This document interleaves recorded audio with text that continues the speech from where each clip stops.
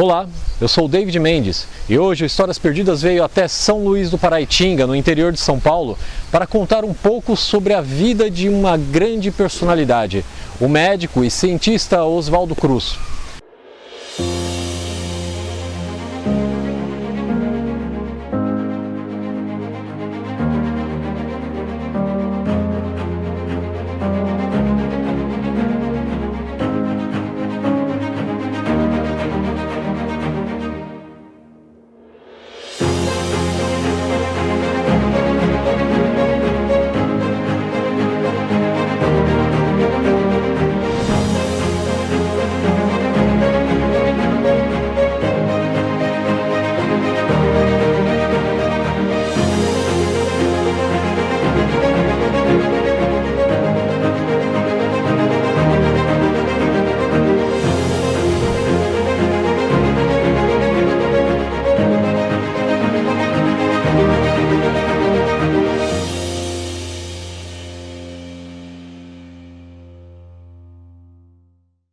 Oswaldo Cruz nasceu aqui, dentro desta casa, no dia 5 de agosto de 1872.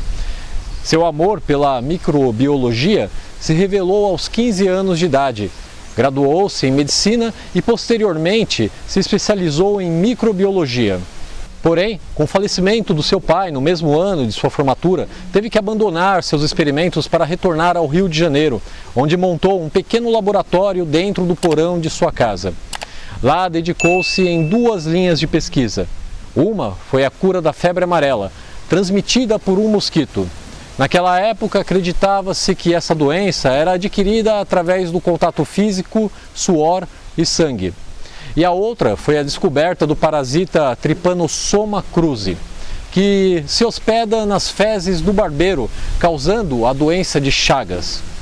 A propósito, o nome dado a este protozoário, Trypanosoma cruzi, foi em homenagem ao seu descobridor, Oswaldo Cruz.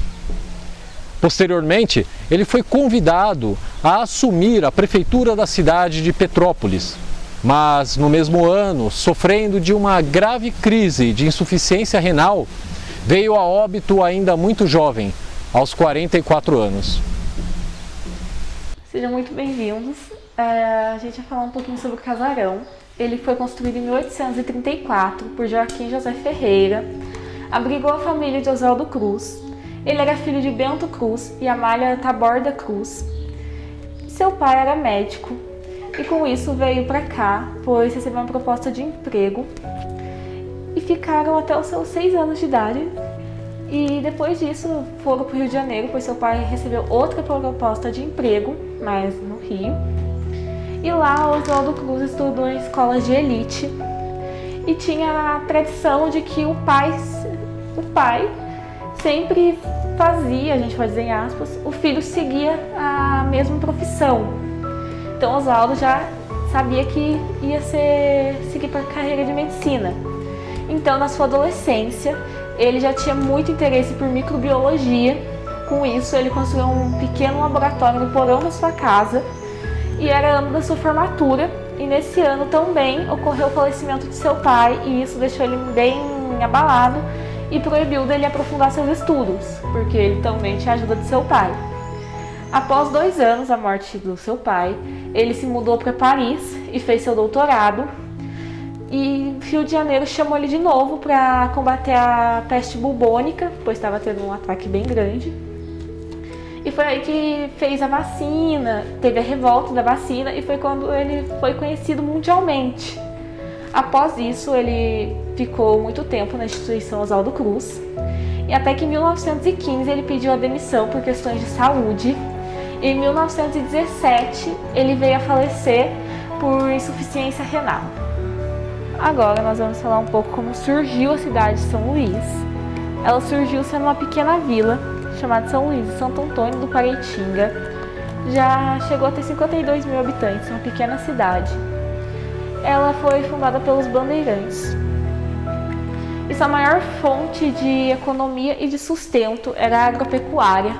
Hoje em dia a pecuária diminuiu, a agronomia continua muito forte e só foi substituída pelo ecoturismo.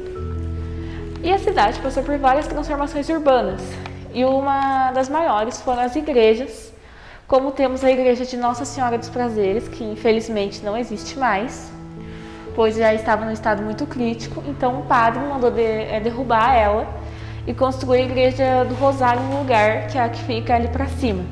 Temos a igreja matriz, que é a igreja principal da cidade, e a capela de Nossa Senhora das Mercês, que fica um pouco ali mais abaixo.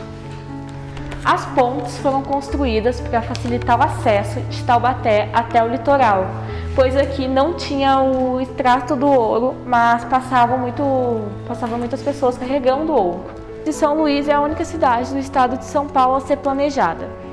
A grande enchente de 2010 foi a maior enchente que já ocorreu na cidade. O rio subiu de 12 a 14 metros acima do seu leito, deixou mais de 5.000 pessoas desabrigadas e durou 3 dias.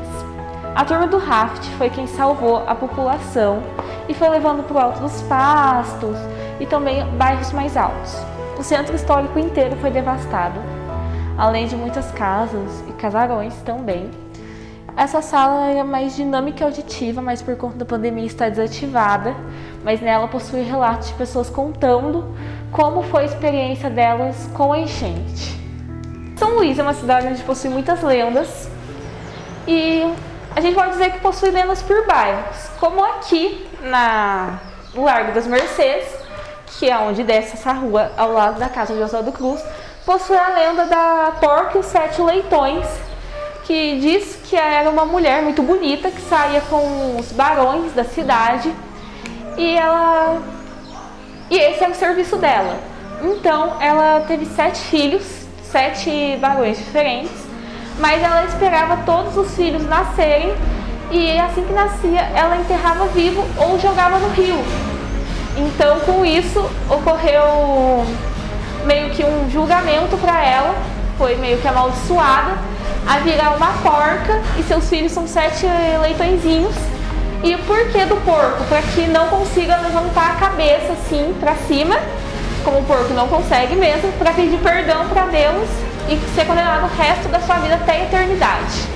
E dizem que toda sexta-feira à noite pessoas veem uma porca descendo com 7 leitõezinhos mamando nos seus seios e ela berrando de dor. Esse é o castigo dela. Aqui em São Luís possui a lenda de que como você ia distinguir que uma pessoa ia para o céu ou ia para o inferno. Se a pessoa ficasse com os braços cruzados assim, dessa forma, ela iria para o inferno. Se ela ficasse com os braços mais soltos, assim, reto ou um pouco mais soltos, da barriga para baixo, ela iria para o céu. Então, as pessoas que ficavam com o braço cruzado acima dos peitos, elas eram automaticamente levadas para o morro atrás do cruzeiro, que é mais pra frente da lenda, a gente vai saber o porquê dele. E eram levadas por coveiros e jogadas no morro, jogadas, amarradas, colocadas lá para serem devastadas por animais, entre outras coisas. E reza a lenda que você tinha que sair de costas, na verdade, coveiro, rezando a oração do credo, pois se você olhasse para trás, o corpo seco iria grudar em você, nunca mais iria sair. Então ocorreu muito isso na cidade, e até que um dia foi conhecido o Cabrá, que dizem que era um homem muito ruim, e ele estava desse jeito e foram levar ele lá para cima e seguir toda a tradição. Mas ele fazia muito barulho, gritava muito e ele não aceitava que ia ficar ali, então ele ficou vagando pela terra, entre aspas. Com isso, após muito tempo ali, ele foi cada vez aumentando de tamanho, ele foi crescendo muito, até que ele se tornou um gigante e ele fumava pessoas no cachimbo, especialmente crianças. E dizem que agora ele é maior que a cidade e às vezes quando a cidade dá aquele tremorzinho, principalmente na enchente, foi que ele pulou de um lado para o outro. Isso ocorre de 6 em 6 anos.